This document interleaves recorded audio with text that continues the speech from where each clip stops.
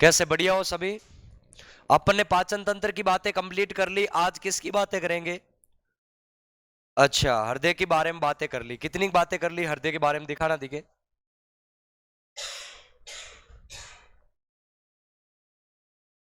चलो, देखो अपन बात की थी कि हृदय के कक्षक चल रहे हैं। किसके बारे में बातें चल रही है? हृदय के कक्षकों के बारे में। हृदय के कक्षक का दूसरा नाम क्या है? तो दूसरा नाम है चैम्बर।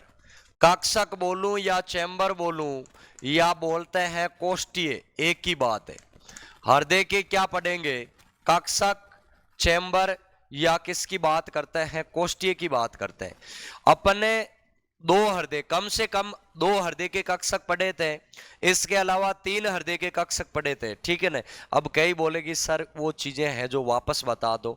वापस नहीं बताऊंगा, आगे जैसे ही अपन बात करते हैं, आगे रूटीन में अपन चलते रहेंगे। जैसे ये बायो की बातें पूरी होगी तो आखिरी में वापस मैं बता दूंगा, ठीक है ना। हाँ, तो अपन कितने हृदय के कक्षक वाले प्राणियों को पढ़े थे? 3 वाले पढ़ लिए। अब कितने हृदय के कक्षक वाले पढ़ेंगे बताओ दिखे? 4 हृदय के कक्षक। कितने हृदय के कक्षक पढ़ेंगे? 4 हृदय के कक्षक वाले प्राणी। पहली बात तो अपने को प्रश्न पूछे कि मनुष्य के हृदय, मनुष्य के शरीर में हृदय की संख्या कितनी होती है? कितनी बताओगे? 1 बताओगे। लेकिन कक्षक अलग अलग होता है। अरे भाई, जैसे ये पूरी बिल्डिंग है, इसके अंदर अलग अलग कमरे हैं, उसी प्रकार अपन बात करते हैं पूरा जैसे शरीर है अपना, शरीर के अंदर हृदय तो एक है, लेकिन हृदय को भी अंदर से अलग अलग भागों में क्या कर दिया? बांट दिया। और उस अलग अलग भागों को अपन क्या नाम दे दिया? कक्षक, चैम्बर, कोष्ठक, ठीक है ना। तो उसको अपन बोलते हैं हृदय के कक्षक। तो हृदय के कक्षकों की अपन बातें करें तो हृदय के कितने कक्षक होते हैं? 4 कक्षक वाले भी प्राणी पढ़े। और 4 कक्षकों के अंदर कौन आता है? तो एक तो आता है पक्षी वर्ग। और पक्षी वर्ग को विज्ञान की भाषा में बोलते हैं एवीज वर्ग। क्या बोलते हैं इसको? एवीज वर्ग बोलते हैं। बात एक ही है, पक्षी वर्ग बोले या एवीज वर्ग बोले। और दूसरा कौन सा है? दूसरा है स्तनधारी। और स्तनधारी का दूसरा नाम क्या है? मैमल्स वर्ग। कौन सा वर्ग है? मैमल्स वर्ग। तो दोनों के बारे में अपने को ध्यान में रखना है। लेकिन प्रश्न ऐसे नहीं आता है। प्रश्न कैसे आता है पता है आपको? प्रश्न पक्षी वर्ग के प्राणियों के नाम आते हैं और मैमल्स वर्ग के प्राणियों के नाम आते हैं। तो पक्षी वर्ग में पक्षी आते हैं, आपको पता है। बताओ दिखे कौन कौन से पक्षी है? पक्षियों के नाम बताओ दिखे 2-4 जो एग्जाम में आने लायक है। बताओ दिखे। है? कबूतर, मोर, चिड़िया, ये। लेकिन ये एग्जाम में नहीं आते। जो विज्ञान के अंदर दे रखा है, विज्ञान की बुक के अंदर, उसके नाम आते हैं। उसके नाम अपन ने बहुत कम सुने। आपने नाम सुना होगा स्विफ्ट पक्षी का। बोले कि सर स्विफ्ट डिजायर तो गाड़ी का नाम सुना। गाड़ी का नाम इस पक्षी के नाम पर है। ध्यान रखना, ये अफ्रीका के जंगलों में पाया जाता है स्विफ्ट पक्षी। और इनकी जो स्पीड होती है ना, पिकअप बहुत अच्छी होती है स्विफ्ट पक्षी की। इसीलिए उस गाड़ी की जो कंपनी बनी थी वो स्विफ्ट के नाम पर बन गई। बोले कि अपनी ऐसी गाड़ी है जैसे स्विफ्ट पक्षी की तेज रफ्तार होती है, उसी प्रकार अपनी स्विफ्ट गाड़ी की, अपनी गाड़ी की रफ्तार तेज होती है। तो उसका नाम ही क्या निकाल दिया? स्विफ्ट नाम निकाल दिया। इसके अलावा आपने कीवी खाई होगी। कीवी फल भी होता है, कीवी पक्षी भी होता है। इसके अलावा आपने पेंगुइन का नाम सुना होगा। पेंगुइन पक्षी होता है। आपने शुतुरमुर्ग का नाम सुना होगा। ये भी क्या होते हैं? सारे पक्षियों के नाम है। ये सब क्या है? पक्षी है। तो इनको, इनके बारे में अपने को पूछा जाता है। इसके अलावा स्तनधारी कौन कौन से हैं बताओ दीजिए। स्तनधारियों के नाम पूछे तो बताओ दीजिए कौन कौन से हैं। आपने नाम सुना होगा व्हेल मछली का कि सर ये तो मछली है, स्तनधारी थोड़ी है। ये मछली है, लेकिन मछली का तो रूप है, लेकिन वास्तव में ये स्तनधारी है। स्तनधारी किसको बोलते हैं पता है? जो जमीन पर तो काफी लोग रहते हैं, हाँ काफी जीव रहते हैं। स्तनधारी उसको बोलते हैं जो दूध देता है। तो वेल मछली दूध देती है क्या? हाँ, वेल मछली दूध देती है, अपने बच्चे को दूध पिलाती है। सर मछली भी दूध पिलाती है? बिल्कुल पिलाती है। कई प्रकार के प्राणी रहते हैं समुद्रों के अंदर, ठीक है। इसके अलावा अपन बात करते हैं और क्या आता है इसमें, इसमें आती है चमगादड़। चमगादड़ भी दूध पिलाती है बच्चे को, बिल्कुल चमगादड़ भी दूध पिलाती है अपने बच्चे को। यह भी स्तनधारी है। इसमें सबसे जो बुद्धिमान स्तनधारी वो आता है मनुष्य। इसके अलावा गाय, भैंस, गधा, घोड़ा, कुत्ता, बिल्ली, ये सब किस में आते हैं? ये सब स्तनधारियों में आते हैं। तो इसमें हृदय के कक्षकों की संख्या कितनी होती है? 4 होती है। तो इसके बारे में भी अपने को प्रश्न पूछा जाता है। तो हृदय के कक्षक कितने होते हैं? 4। अब अपने को पूछे कि ये जो 4 हृदय के कक्षक होते हैं इसमें आलिंद कितने होते हैं? तो ये भी बात ध्यान रखना, इसमें 2 आलिंद होते हैं। कितने आलिंद होते हैं? 2 आलिंद होते हैं। और 2 ही क्या होता है? 2 नीले होता है। 2 ही आलिंद होता है और 2 ही नीले होता है। तो इसमें हृदय के कक्षक कितने हो गए? 4 हो गए। जैसे अपन बात करते हैं, ये है मनुष्य का हृदय, 4 हृदय के कक्षक वाला ये। और ऊपर क्या है? ऊपर है आलिंद। इधर दायां भाग है तो कौन सा आलिंद आ गया? ये है दायां आलिंद। ऊपर दोनों ही तरफ आलिंदी होता है। इधर बायां है तो ये क्या है? ये है बायां आलिंद। कैसा आलिंद है? बायां आलिंद। यहां पर अपन बात करते हैं, ये है दायां भाग, तो ये क्या है? दायां नीले है। और नीचे अपन बात करते हैं, नीचे क्या है? नीचे है इधर वाला बायां, तो ये क्या है? बायां नीले। ये क्या है भाई? बायां नीले। तो ये बातें अपने को पता होनी चाहिए कि हृदय के कक्षक कितने भागों में बांट दिया? 4 भागों में। किसके? स्तनधारियों के, मैमल्स के। जिसके अंदर मैमल्स में कौन कौन आता है? तो वेल मछली, चमगादड़, मनुष्य, गाय, भैंस। आगे अपन मैमल्स के बारे में अलग से पढ़ेंगे कि सर मैमल्स को वापस पढ़ाओगे? हाँ, मैमल्स को वापस पढ़ाऊंगा, इसके बारे में अपन बातें करेंगे। अभी तक तो केवल हृदय चल रहा है। तो 4 हृदय के कक्षक वाले प्राणियों की बातें करेंगे। चलो बताओ, हृदय की जो आवाज होती है वो कैसी होती है? लब डब की होती है। ये बात ध्यान रखना। कई सोचते हैं कि सर हृदय धक धक धड़कता है, हृदय धक धक है, नहीं धड़कता, हृदय लब डब धड़कता है। इसके अलावा अपने को प्रश्न पूछे कि हृदय का आकार कैसा होता है? ऐसा होता है क्या हृदय? ऐसा आकार नहीं होता, ये सब गपे हैं। हृदय का आकार होता है किसके समान?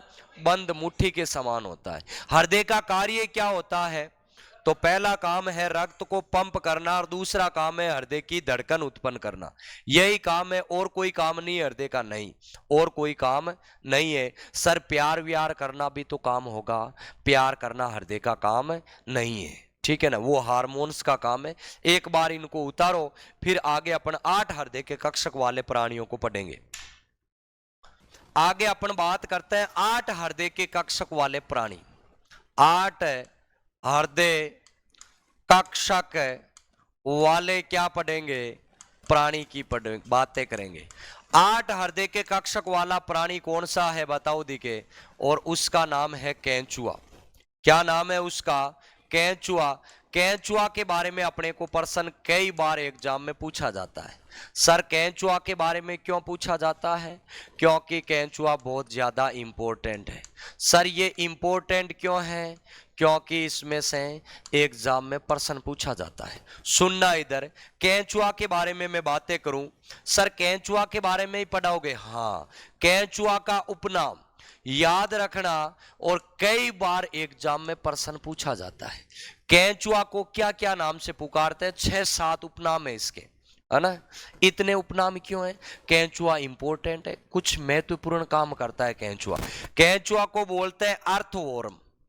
क्या बोलते हैं इसको? अर्थवॉर्म। इसको केंचुआ को बोलते हैं किसान का मित्र। क्या बोलते हैं इसको? किसान का फ्रेंड बोलते हैं इसको, मित्र बोलते हैं। क्या करता है इसको किसान का मित्र क्यों बोलते हैं? क्योंकि ये पादपों की जड़ों के अंदर जाकर जड़ों को खोद देता है, जड़ों को अंदर से क्या करता है? खोखली करता है, ताकि जड़ें अंदर तक चली जाए। इसलिए इसको क्या बोला जाता है? किसान का मित्र बोला जाता है। प्रश्न पूछे कि किसान का मित्र किसे कहते हैं? तो केंचुआ को कहते हैं। इसके अलावा इसको बोलते हैं प्रकृति का हलवा। क्या बोलते हैं इसको? प्रकृति का हलवा बोलते हैं। इसके अलावा इसको बोलते हैं प्रकृति की आंत। क्या बोलते हैं इसको? प्रकृति की आंत बोलते हैं। इसके अलावा इसको बोलते हैं वर्मी कंपोस्ट, खाद उत्पन्न करने वाला जीव। खाद उत्पन्न करने वाला जीव। कौन सी खाद उत्पन्न करने वाला जीव बोला जाता है? वर्मी कंपोस्ट खाद उत्पन्न करने वाला जीव किसको बोलते हैं? केंचुआ को। इसके अलावा इसको बोलते हैं रसायन खाद उत्पन्न करने वाला जीव। कैसी खाद? रसायन खाद उत्पन्न करने वाला जीव किसको बोला जाता है? केंचुआ को बोला जाता है रसायन खाद उत्पन्न करने वाला जीव। रसायन खाद को बोलता है वर्मी कंपोस्ट, सॉरी रासायनिक जैविक खाद उत्पन्न करने वाला जीव। कौन सा जीव है? जैविक खाद उत्पन्न करने वाला जीव कौन है? केंचुआ। और केंचुआ को क्या बोला जाता है? और केंचुआ को बोला जाता है द्विलिंगी प्राणी। क्या बोलते हैं इसको? द्विलिंगी प्राणी। सर हम समझे नहीं, द्विलिंगी प्राणी का मतलब क्या होता है? द्विलिंगी का मतलब होता है बाइसेक्सुअल प्राणी। क्या बोलते हैं? बाइसेक्सुअल। बाइसेक्सुअल के बारे में भी नहीं समझा। मतलब एक शरीर होता है, कितना शरीर? एक शरीर। और एक शरीर में कितना लिंग होता है? तो ध्यान रखना, एक शरीर के अंदर 2 लिंग होते हैं। इसको अपन बोलते हैं द्विलिंगी प्राणी। सर फिर भी नहीं समझे। अरे भाई मनुष्य कैसा है? मनुष्य एक लिंगी प्राणी है। कैसा प्राणी है? एक लिंगी। मतलब कहने का मतलब मनुष्य अगर है, अगर मनुष्य को नई संतान उत्पन्न करनी है तो महिला को पुरुष की जरूरत पड़ेगी, जब भी वो महिला नई संतान उत्पन्न कर सकती है। और पुरुष को महिला की जरूरत पड़ेगी तो वो उसको बोलते हैं एक लिंगी। मतलब एक शरीर होता है, वो कितना लिंग रखता है अपने पास में? एक ही लिंग रखता है। जबकि कई जीव ऐसे होते हैं जो शरीर तो एक होता है लेकिन कितने लिंग रखते हैं अपने पास में? 2 लिंग रखते हैं। मान लो अपन बात करते हैं कि पुरुष है, पुरुष अगर बाइसेक्सुअल हो जाए, अगर मनुष्य बाइसेक्सुअल हो जाए तो आपको पता है तैयारी करने के लिए इधर आए, लेकिन नौकरी चाहे लगे नहीं लगे, लेकिन 8-10 बच्चे पैदा जरूर करके ले जाएंगे। क्योंकि अपन बात करते हैं वो गुण पाया जाता है किसमें? केंचुआ में। अरे पुरुष रूठ जाए तो महिला अकेली बच्चा पैदा कर सकती है क्या? नहीं कर सकती। अगर महिला रूठ जाए तो पुरुष अपन बात करें कर सकता है क्या? नहीं। दोनों की आवश्यकता होगी। कई बोले सर कैसी बात करते हो, गाय के सीधा इंजेक्शन लगवाते हैं, सांड की आवश्यकता ही नहीं पड़ती है। अरे भाई गाय के इंजेक्शन लगवाया तो वो वीर्य कहां से लेके आए? सांड रूठ गया कि वो नो टच मी, तो फिर गाय की औकात है क्या बछड़ा पैदा कर दे? नहीं है ना। तो दोनों की आवश्यकता होती है। ऐसा गुण केंचुआ में नहीं होता है। केंचुआ के अंदर, केंचुआ में मान लो केंचुई रूठ जाए कि मैं तो बच्चा पैदा नहीं करूं, तो केंचुआ अकेला ही संभोग क्रिया करके नई संतान उत्पन्न कर देता है। ऐसा गुण होता है केंचुआ में। लेकिन एनसीईआरटी एक बहुत अच्छी बात बोल रही है। एनसीईआरटी बोल रही है कि केंचुआ संभोग की क्रिया जब भी करता है तब दूसरा केंचुआ पास में होता है। ये केंचुआ का गुण होता है।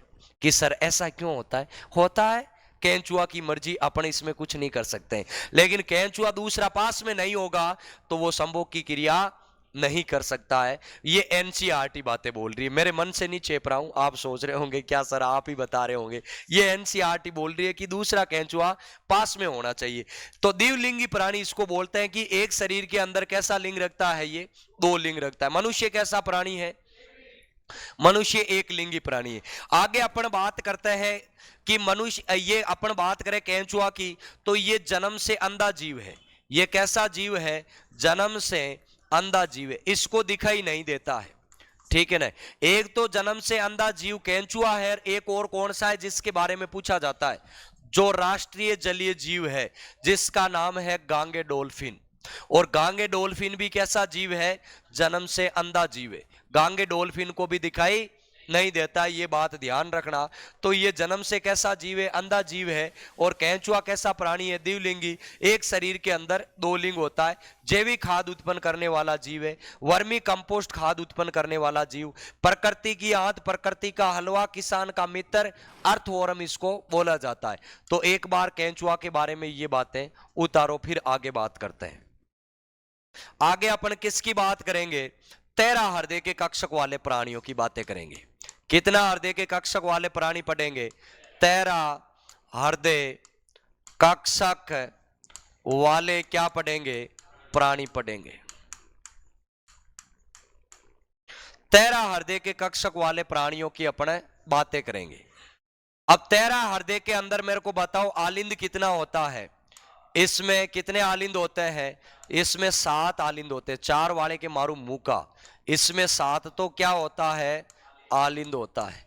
और 6 इसमें क्या होता है? 6 नीले होता है। ये बात भी अपने को ध्यान में रखनी है कि आलिंद कितने होते हैं? 7। और 6 क्या होता है? नीले होता है। और जैसे कौन सा प्राणी आता है इसमें? जैसे करके अपन लिख सकते हैं इसमें कॉकरोच। नाम सुना कॉकरोच का? नहीं सुना तो आज सुन लो। और कॉकरोच का दूसरा नाम है तिलचट्टा। क्या नाम है? तिलचट्टा। तिलचट्टा बोले या कॉकरोच बोले, बात अलग अलग या एक ही है? तो बात एक ही है। तिलचट्टा कोई अपन क्या बोल सकते हैं? कॉकरोच बोल सकते हैं। पहली बात तो प्रश्न पूछे कि तिलचट्टा में हृदय के कक्षक कितने? तो 13। ध्यान रखना, तिलचट्टा के अंदर हृदय के कक्षक पूछे तो अपन कितना बताएंगे? 13 हृदय के कक्षक बताएंगे। तिलचट्टा के अंदर हृदय के कक्षक पूछेंगे कि हृदय के कक्षक कितने? तो 13, क्योंकि 13 हृदय के कक्षक वाले प्राणी है। एक बात खास और तिलचट्टा की कि इसमें खुला परिसंचरण पाया जाता है। कैसा परिसंचरण पाया जाता है? खुला परिसंचरण उपस्थित होता है। प्रश्न पूछे कि खुला परिसंचरण का मतलब क्या होता है? खुला परिसंचरण का मतलब होता है कि इसमें रक्त नलियां नहीं पाई जाती है। सीधा जैसे अपन बात करते हैं मटके के अंदर पानी भरते हैं ना, उसी प्रकार इसके अंदर रक्त पाया जाता है। सर ऐसा क्यों होता है? होता है इसकी मर्जी, अपन कुछ नहीं कर सकते इसके अंदर, ये इसका गुण होता है ना। इसमें खुला परिसंचरण, मनुष्य में खुला परिसंचरण होता है या बंद? बंद होता है। मनुष्य के अंदर बंद परिसंचरण। बंद परिसंचरण किसको बोलते हैं? जिसका रक्त नलियों में पाया जाता है उसको अपन क्या बोलते हैं? बंद परिसंचरण बोलते हैं। और जिसका रक्त नलियों में नहीं पाया जाता उसको अपन क्या बोलते हैं? खुला परिसंचरण। तो इसमें कैसा परिसंचरण होता है? खुला परिसंचरण होता है। तो अपन बात कर सकते हैं खुला परिसंचरण का मतलब ये भी लिख सकते हैं कि इसमें रक्त नलियां नहीं पाई जाती। इसमें क्या नहीं होता है भाई? इसमें रक्त नलियां क्या होती है? अनुपस्थित होती है। ये बात अपने को ध्यान में रखनी है कि इसमें रक्त नलियां नहीं पाई जाती, रक्त नलियां इसमें अनुपस्थित होती है, इसलिए इसको क्या बोलते हैं? खुला परिसंचरण। एक बात बहुत इंपॉर्टेंट जिस पे चांद तारे लगा लेना, कॉकरोच के बारे में। कॉकरोच के बारे में अपने को पूछे कि ये कौन से संघ का प्राणी है? कौन से संघ का प्राणी है? जैसे अपन कशेरुकी, अकशेरुकी के अंदर देखेंगे तो कशेरुकी, अकशेरुकी प्राणियों के अंदर अपन बात करते हैं तो अकशेरुकी प्राणियों को अलग अलग संघों में बांट दिया। जैसे Arthropoda, Mollusca, Echinodermata, Platyhelminthes, Aschelminthes, Porifera, Coelenterata, Cnidaria, ये संघ। कई बोले सर हमने तो ये कभी पढ़ा ही नहीं पढ़ा होगा। ये कक्षा 9 की एनसीईआरटी का 7वां चैप्टर है जिसका नाम है बायोडाइवर्सिटी, उसकी बातें ये। कई बोले कि सर क्या बात करते हो, हमने तो 9वीं नहीं पढ़ी बिल्कुल ही, 10वीं 2 बार पढ़ ली। ये काफी लोग होते हैं ऐसे गांवों के अंदर, क्या करते हैं स्कूल वाले दिमाग लगाते हैं कि डबल वार फैकल्टी लगानी पड़ेगी, 2 जगह खराब करेंगे, इसलिए 10वीं 2 बार पढ़ाते हैं और बावड़ा बना देते हैं कि तेरे को 10वीं 2 बार पढ़ा दे के यस पढ़ा दो, मजे, कोई प्रकार की दिक्कत नहीं है। किसी को बताएंगे तो भी 9वीं में है तो 10वीं में बताएंगे, क्योंकि 10वीं में पढ़ रहे हैं और 2 बार 10वीं पढ़ेंगे तो आराम से पास हो जाएंगे। अरे पास तो हो जाओगे लेकिन आगे भविष्य खराब होगा ना, क्योंकि कंपटीशन के अंदर एग्जाम में पूछते हैं प्रश्न, एग्जामिनर को बेटाड़ा को पता होता है कि भारतीय लोग ऐसे गरीब लोग हैं कि ये 10वीं को 2 बार पढ़ा, 9वीं को पढ़ा ही नहीं, इसलिए सबसे ज्यादा कंपटीशन में एग्जाम में प्रश्न आते हैं वो 9th क्लास की एनसीईआरटी से आता है। पेपर उठा के देख लेना, 9th भी अपन ने पढ़ा नहीं और सबसे ज्यादा 9वीं से ही आता है, ठीक है ना। और उसको तो अपन ने कहो ने तो बिल्कुल देखा ही नहीं, कहो ने तो 9वीं क्लास ही नहीं पढ़ी, तो फिर कहां से देखेंगे, है ना। तो ये कंडीशन भी अपने को ध्यान में रखनी है कि ये कौन से संघ का जीव है? तो ये आर्थ्रोपोडा संघ का जीव है। कौन से संघ का जीव है? आर्थ्रोपोडा संघ का क्या है? जीव है। प्रश्न पूछे कि आर्थ्रोपोडा संघ कैसा संघ है? तो ये सबसे बड़ा संघ है। ये कैसा संघ है? ये सबसे बड़ा संघ है। प्रश्न पूछे सबसे बड़ा संघ कौन सा है? तो सबसे बड़ा संघ है आर्थ्रोपोडा संघ। सबसे बड़ा संघ है ये आर्थ्रोपोडा संघ, और सबसे बड़ा संघ का जीव कौन सा है? कॉकरोच है। इसके अलावा एक बात और, इसका श्वसन अंग पूछते हैं अपने को। क्या पूछते हैं? श्वसन अंग। चलो बताओ, मनुष्य का मुख्य श्वसन अंग कौन सा है? श्वसन अंग भी मुख्य पूछे अपने को कि मेन श्वसन अंग कौन सा है? मनुष्य का मुख्य श्वसन अंग बताओ दीजिए। फेफड़ा। ध्यान रखना, मनुष्य आखिरी तक सांस का, मनुष्य में आखिरी तक सांस कहां जाता है? फेफड़ों में। फेफड़ों के बाद में रक्त में मिलके पूरा शरीर में अपने ऑक्सीजन जाती है, ठीक है ना। तो अपन ऑक्सीजन को, अपना काम है केवल कहां तक पहुंचाना? फेफड़ों तक। फिर फेफड़ों का काम है आगे कहां तक पहुंचाना रक्त को? शरीर के प्रत्येक अंगों तक। और उसमें फेफड़ों में आता है ब्लड, तो ब्लड शरीर के अंगों तक पहुंचाता है। चाहे कितना ही ताकतवर व्यक्ति क्यों नहीं हो, वो रक्त को, अपन बात करें श्वसन को, कहां तक पहुंचाएगा? फेफड़ों तक, और रक्त फिर फेफड़ों से लेके जाएगा पूरे शरीर तक। अगर कोई ऐसा व्यक्ति है क्या कि सर क्या बात करते हो, मैं ताकत जोर से सांस लेता हूं, पकड़ के खींचता हूं, पैरों तक पहुंचा देता हूं, है क्या ऐसा? कोई नहीं है।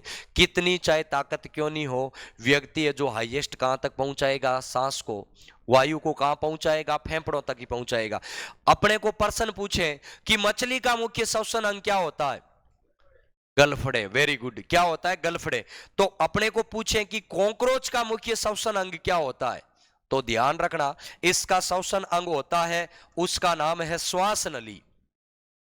क्या नाम है? श्वास नली। और श्वास नली का दूसरा नाम क्या है? Wind pipe. क्या नाम है? Wind pipe. और तीसरा नाम इसका है ट्रेक्यू। क्या नाम है? ट्रेक्यू। ट्रेक्यू भी बोलते हैं, विंड पाइप बोलते हैं, और इसको श्वास नली बोलते हैं। ये अपनी श्वास नली। कॉकरोच में केवल श्वास नली तक ही सांस जाता है, और श्वास नली के अंदर रक्त आता है, रक्त फिर पूरे शरीर में घुमा देता है। तो अपन बात करें श्वसन अंग क्या है कॉकरोच का? श्वास नली। एक बार एसएससी के अंदर प्रश्न पूछा कि कॉकरोच को अगर जल में पटक दिया जाए तो कॉकरोच की मौत क्यों हो जाती है? उसके नीचे उत्तर में लिख रखा था क्योंकि श्वास नली में पानी भर जाता है, इसके कारण उसकी डेथ हो जाती है। अपनी मौत क्यों होती है? अगर अपने पानी में पटक दे अपने को तो फेफड़ों में पानी भरता है, जब भी मौत होती है, नहीं तो मौत नहीं होती। फेफड़ों को बचा लो और अपने को चाहे पूरे पानी के अंदर रख दो, 4 दिन 5 दिन अपने को कुछ नहीं होगा। लेकिन फेफड़ों के अंदर पानी गया तो मामला पूरा खेल खत्म हो जाएगा। तो फेफड़ों में जिसके अंदर रक्त का शुद्धिकरण होता है, उसमें अगर पानी भर जाता है तो मामला गड़बड़ हो जाता है। तो इसका श्वसन अंग क्या होता है? श्वास नली। मछली का क्या होता है? वैसे श्वसन तंत्र को अपन पढ़ेंगे, गलफड़े। मनुष्य का क्या होता है? फेफड़े होता है। तो एक बार इसको 13 हृदय के कक्षक वाले प्राणी को उतारो फटाफट से। क्या पढ़ेंगे? मनुष्य का हृदय।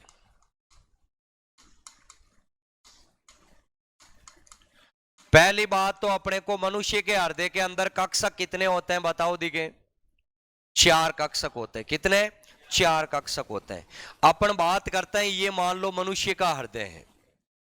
किसका हृदय? मनुष्य का हृदय। सर ऐसा आकार वैसे फिक्स होता ही नहीं है, आप क्यों बना रहे हो? बना देता हूं आपको राजी करने के लिए। इसके कितने कक्षक होते हैं? 4। ये ऐसे। अब मेरे को ये बताओ, ऊपर वाला इसका जो भाग होता है ना, ऊपर वाला भाग, ये दायां भाग होता है।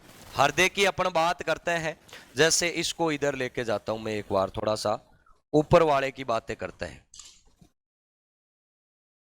सुनना इधर। अपन बात करते हैं किसके बारे में? हृदय का ये भाग है, मान लो ये ऊपर वाला भाग होता है हृदय का, वो क्या कहलाता है? वो कहलाता है आलिंद। और नीचे वाला भाग होता है उसको अपन क्या बोलते हैं? नीले। ये बात ध्यान रखना, हृदय का ऊपर वाला भाग आलिंद और नीचे वाला नीले। लेकिन अपन बात करते हैं इसकी कि इधर वाला भाग होता है, हृदय को ऐसे देखना है, तो इधर वाला भाग क्या कहलाएगा? इधर वाला दायां, ठीक है ना। इधर वाला क्या कहलाएगा? दायां भाग है ये। और इधर वाला क्या होगा? बायां होगा।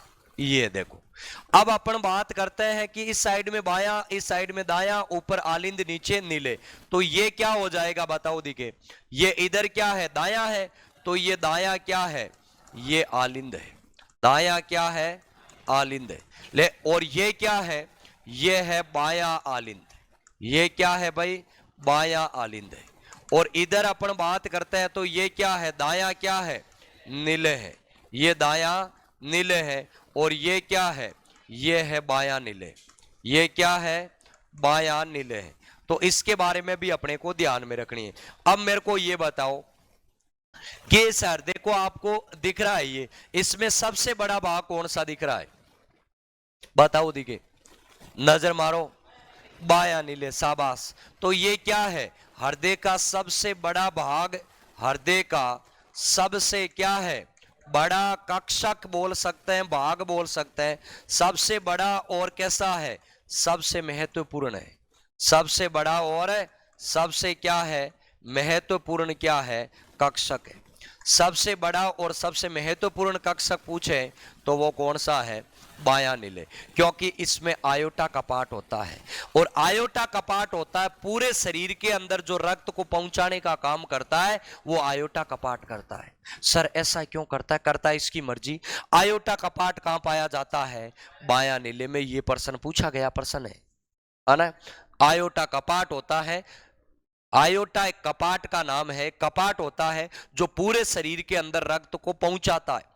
अलग अलग प्रकार के कपाट आएंगे, जैसे अर्धचंद्राकार कपाट आएगा, आयोटा कपाट आएगा, त्रिवलनी कपाट आएगा, द्विवलनी कपाट आएंगे, 4 प्रकार के कपाट आएंगे।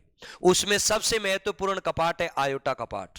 एक कपाट का नाम होता है। कपाट क्या होता है, क्योंकि ऐसे दिमाग में आए, कपाट का मतलब होता है वाल, वाल टाइप का होता है, वो फिर आगे की ओर पहुंचाता है, ठीक है ना। जैसे अपन टायर के अंदर हवा भरते हैं तो हवा पहले किस में से होकर गुजरती है, वाल में से होकर गुजरती है।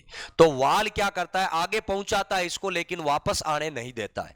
तो हवा को अपन जैसे भरते हैं तो टायर में तो वाल क्या करता है, हवा को पहुंचा देता है, लेकिन वापस बाहर नहीं निकलने देता है, उसको अपन बोलते हैं कपाट। तो ये कपाट होता है आयोटा कपाट, ये हृदय से रक्त को निकाल के पूरे शरीर में पहुंचाने का काम करता है।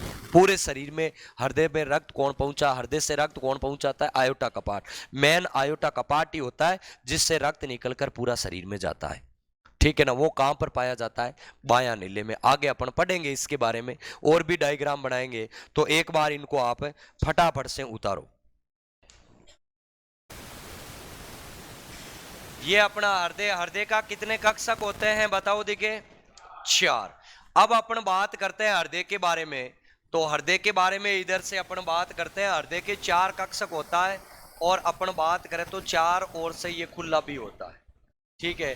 तो हृदय के इधर से क्या होता है, इधर से अपन बात करते हैं रक्त आता है, इधर से रक्त आता है, और इधर से रक्त क्या निकलता है, इसमें बाहर की ओर निकलता है।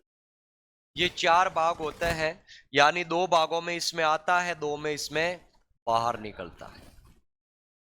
ये इसके 4 भाग हो गए।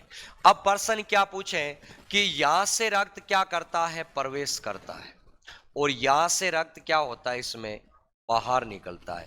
तो ये बातें अपने को ध्यान में रखनी है कि रक्त प्रवेश करता है, तो प्रवेश करने का काम यानी रक्त को हृदय तक लाने का काम किसका है, तो रक्त को हृदय तक लाने का काम है सीरा का।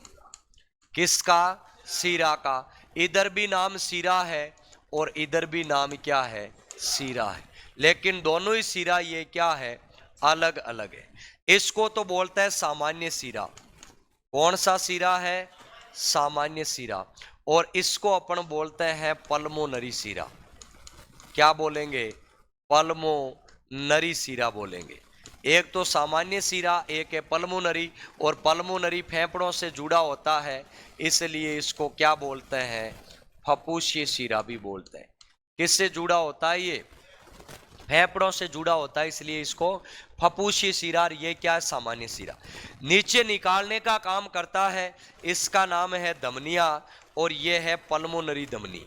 कौन सी धमनी, पल्मोनरी धमनी। और इधर अपन बात करें तो ये कौन सी धमनी है, तो ये है सामान्य धमनी। ये कैसी धमनी है, ये है सामान्य धमनी।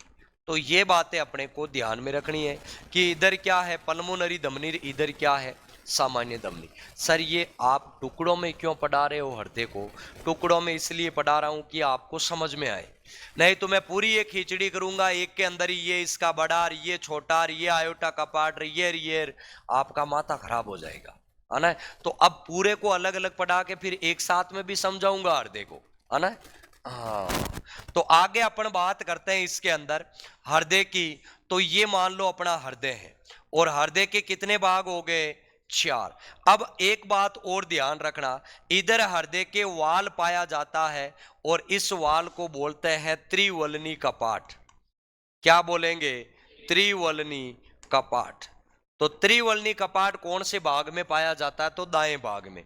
और ये 2 गेटों वाला कपाट होता है, उसको अपन बोलते हैं द्विवलनी कपाट। क्या बोलेंगे? द्विवलनी कपाट। और इधर वाले भाग के अंदर नीचे पाया जाता है, इसका नाम है अर्धचंद्राकार कपाट, हाफ मून कपाट। अर्धचंद्राकार क्या होता है? कपाट होता है। और इस साइड में होता है, इसको बोलते हैं आयोटा कपाट। क्या नाम है इसका? आयोटा कपाट। तो ये कपाट होते हैं। पर्सन एक बार एग्जाम में पूछा था कि मानव हृदय में कपाटों की संख्या कितनी है? तो कितनी बताओगे? 3.5। कितने? 3.5। 1 2 3 आधा 3.5। लेकिन 3.5 ऑप्शन में नहीं हो तो कितना करोगे? 4 करोगे, 3 मत कर देना। कितने होंगे फिर? 4 होंगे, क्योंकि 4 होंगे इसका मतलब अर्धचंद्राकार को पूरा कपाट माना गया है। ये आधा ही होता है, आधा कपाट ही होता है, लेकिन इसको पूरा कपाट मान लेंगे। तो इसके बारे में भी अपने को बातें पता होनी चाहिए। प्रश्न पूछे कि हृदय में रक्त को पहुंचाने का काम किसका है? सीरा का। हृदय से रक्त को निकालने का काम किसका है? धमनिया का। धमनिया 2 होती है, एक तो सामान्य और एक होती है पल्मोनरी। और सीरा भी 2, एक तो सामान्य और एक है पल्मोनरी। वैसे सीरा अपने शरीर में हजारों की संख्या में होता है, अलग अलग सिरा, लेकिन हृदय से 2 सिरा ही जुड़ा होता है, एक तो सामान्य सिरा और एक है पल्मोनरी सिरा। और हृदय से 2 धमनियां जुड़ी होती है, एक तो सामान्य और एक है पल्मोनरी। तो अपने को यह पता होना चाहिए कि सामान्य सिरा इधर होता है, सामान्य धमनी इधर नीचे होती है, पल्मोनरी धमनी इधर होती है और पल्मोनरी सिरा इधर होता है। बातें समझ में आई क्या? अरे बोलो, उतारो एक बार इनको। हो सकता है कोई नए विद्यार्थी है, उसके थोड़ा सा कम समझ में आए, घबराने की आवश्यकता नहीं है, दिल थाम के बैठे रहना, है ना। कई बोले कि सर मेरे समझ में नहीं आ रहा है, क्या करूं? नहीं आएगा, शुरू शुरू में दिक्कत आती है भाई, फिर आप जैसे जैसे रेगुलर पढ़ते रहोगे फिर कोई प्रकार की दिक्कत नहीं आएगी। 4-5 दिन शुरू शुरू में होता है, चाहे अपन कोई भी सब्जेक्ट पढ़ें, कोई भी चीज पढ़ें, किसी भी की शुरुआत करें, शुरू में जो भी काम स्टार्ट करते हैं उसमें अपने को लगता है कि मेरे से नहीं होगा, लेकिन जैसे जैसे अपन आगे बढ़ते हैं, उसका पीछा करते हैं, तो फिर अपने को वो समझ में आती है, चीजें आसान लगने लग जाता है ना। हाँ,